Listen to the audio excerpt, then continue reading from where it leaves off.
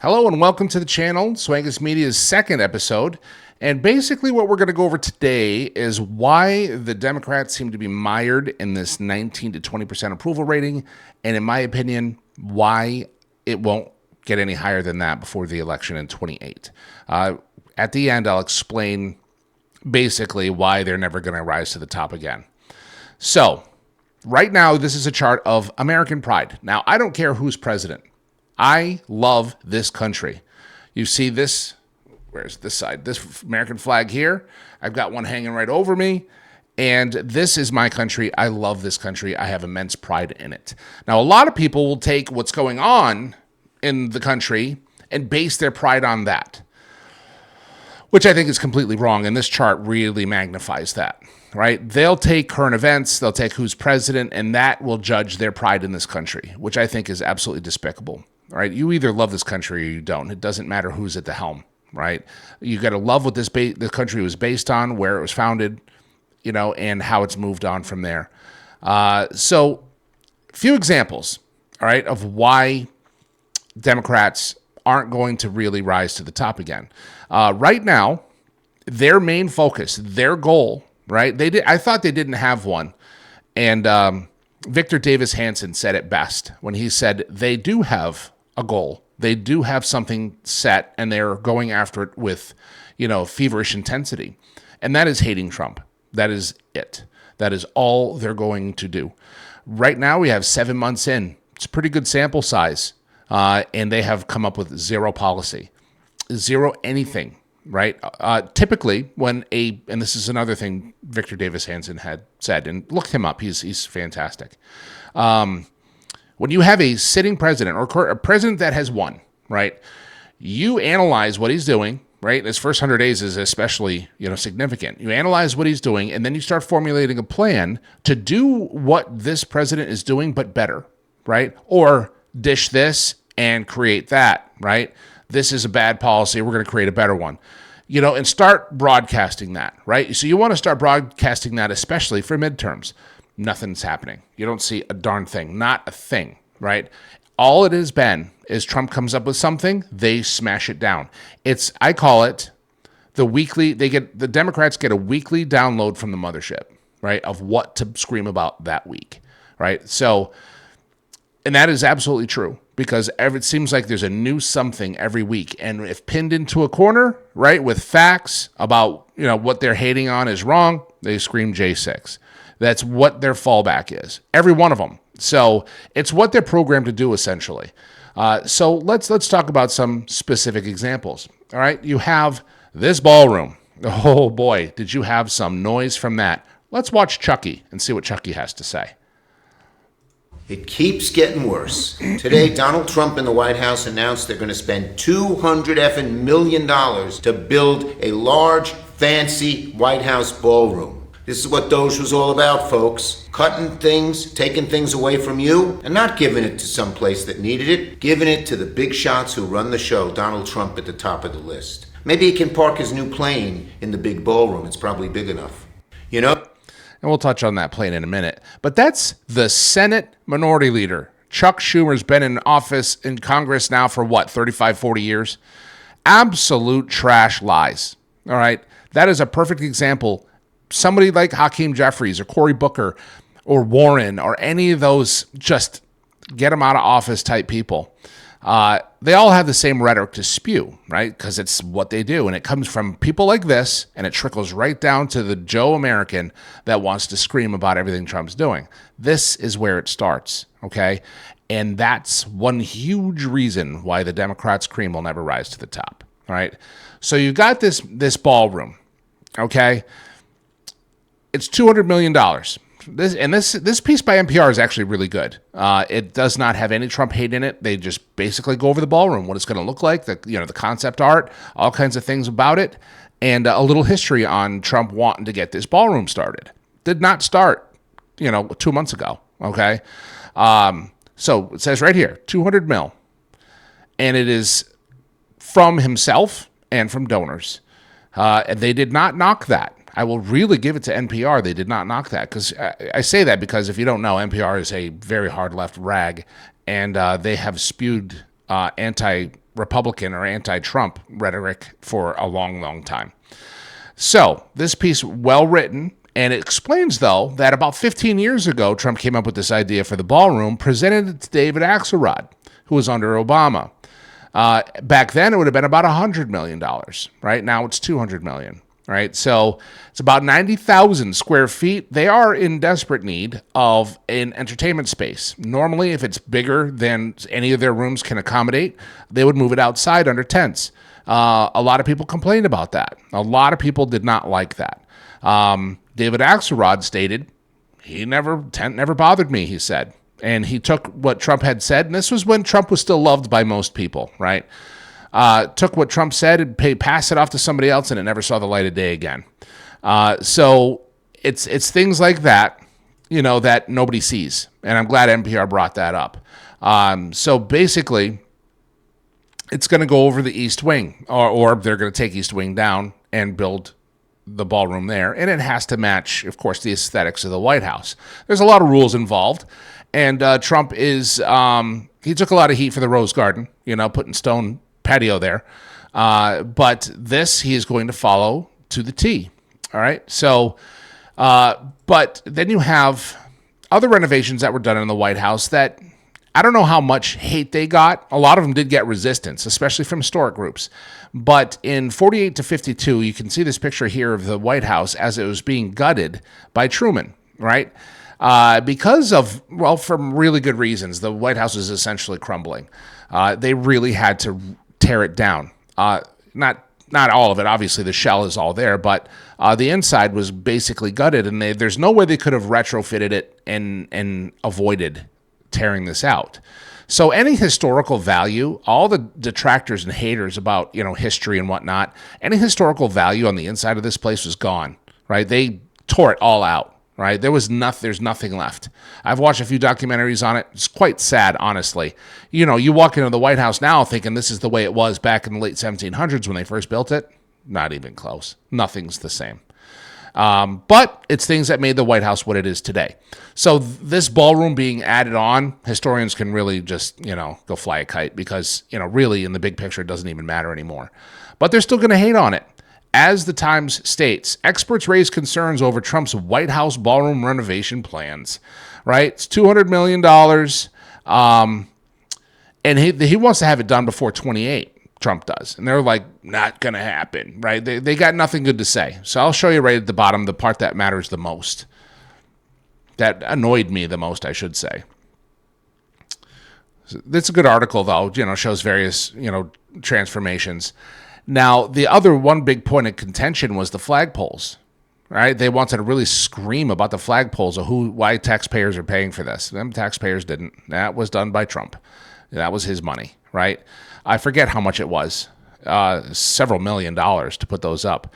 But 80-foot poles in the front of the White House, it was pretty astounding that the White House did not have flagpoles in front of it. So he put them in.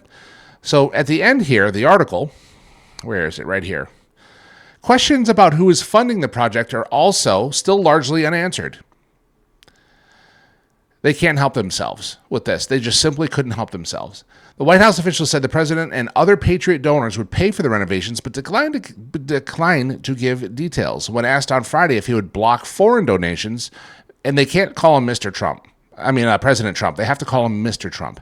Mr. Trump said he had not thought about it.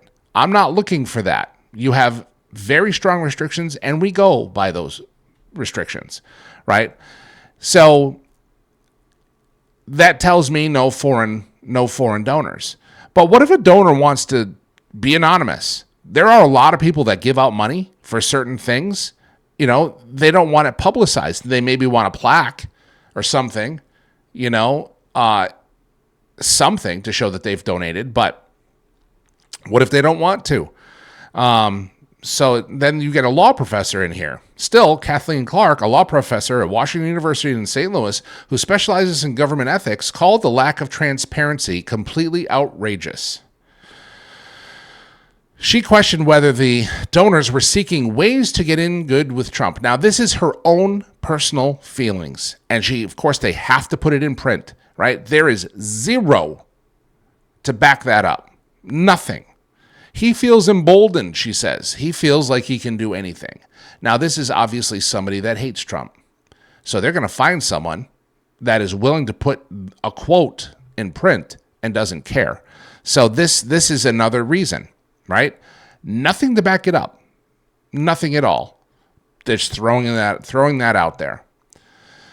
So then you come on to what Chucky said about the plane. All right. So everybody in the world was saying that, Trump was going to take this. He's not allowed to take gifts. It goes against the law of, being the president. Never mind that, Clinton took millions of dollars worth of weaponry from another, what was it, Japan? I forget who it was. There's a sword set that he took as a gift. I mean, every president takes stuff as gifts and they just keep it on the down low, right? Trump is not accepting this jet as a personal gift. As you can see here, Trump anticipates first flight in February on a retrofitted Qatar-gifted Boeing 747 as Air Force One. So obviously he's not taking this as his personal plane, is he? Now, granted, his jet is getting old and he is going to need a new jet, but he is not going to take this. If it's retrofitted for Air Force One, this is it. Obviously, right? Now you can put away all the just chat about him taking that jet as a personal gift. Now, of course, there's all kinds of security questions about it being from a foreign nation, but there are some of the best engineers in the world working on this, and if there is something amiss with this jet, they will find it. No worry about that. So, lastly, Medicaid. So a lot of people want to scream and holler about Medicaid, and they're ignoring why Trump was overhauling it. And that is to essentially save it, right? So the first thing is people are getting cut off of Medicaid. Yes, people were getting cut off of Medicaid. Ever since the COVID pandemic, there are a lot of people that are on it that do not deserve it. They are able-bodied working age people that should be out working, right? So the requirement is if you want to still have it, work 80 hours a month. Work 80 hours a month. You would think that they said you need to cut off all your fingers to keep it. 80 hours a month. So that's one major thing. But what they're neglecting to talk about, and I just simply looked this up, how much fraud was discovered in Medicaid? I even misspelled how. So how much fraud was discovered in Medicaid? Let AI do the search for me, right? So here it is. $1.4 billion obtained, 1,151 convictions related to fraud and patient abuse and neglect. $31.1 billion, right, in federal funds wasted, and proper payments. Now, they say that's not necessarily fraud, but $31.1 billion in mismanagement needs to be cleaned up. What else do we have? Combat healthcare fraud, 25 national involved criminal charges against 324 defendants for schemes involving $14.6 billion in alleged fraud across various healthcare programs, including Medicare and Medicaid. 90 of those people were doctors perpetuating fraud. Needs to be cleaned up, people. Department of Justice estimates the healthcare fraud accounts for $80 billion to $100 billion in losses each year, including Medicaid. So this is what we're talking about. The stuff that nobody speaks of, right? The absolute reckless fraud that is Medicaid. It wasn't going to last, right? So, the money that we pay in towards, these programs, all the taxpayer dollars were just chewed up, spit away, right? People that are on Medicaid and don't deserve it, that's waste. That's fraud to me. Right? So all of that has to go. But these are the things that they scream about in a nutshell. These are just the highlights. There are thousands of things that they scream on from day to day with no plan to fix anything. And this, is, in a nutshell, is why you're going to see this. We're trying to raise this. This pride in America has got to go up, right? So you're seeing an uptick in this one, or actually it's flatlining right here. But we'll check this in a year or two and see where American pride is, okay? Lastly, if by some chance that the Democrats win midterms, right, regardless of what happens in Texas, that was my last video. If they somehow win midterm elections and they take majority in the Senate or the House, nothing's going to get done. Nothing. Trump will not be able to pass any laws, no new legislation. Nothing will happen till the end of the term, right? Because the Democrats will simply just block everything. That's what they did in his first term. They lost in the midterm elections, and Trump got nothing accomplished. So what they will focus on, and I guarantee you this will happen, even though everything Trump has done has been approved by the Supreme Court, right? Everything has been backed, and then he has moved forward. The Democrats will try everything they can to impeach him multiple times, multiple accounts. I guarantee it. Whether there's validity to it or not, they've done it twice under false pretenses, and Trump has come out clean on both of them. So that's what will weigh them down, right? They will not have anything new for 2028. Nothing. All they'll have under their belt, if they win midterm elections, is probably impeachment trials. That's all they're going to have. And are you going to win an election with that? Nothing but hate rhetoric and impeachment trials? Is that what you're going to win on? That's what you're going to run on? It's not looking good, folks. It's not looking good at all. And I wish them the best of luck. But from what I'm seeing from my chair, nothing's going to happen.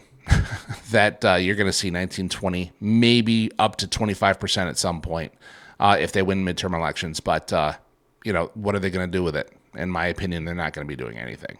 So anyway, that's my 2 bits. Thank you for watching. Subscribe, like the video, share it with others. Leave me comments. I'll look at every comment. So until next time, God bless you. Have a great day.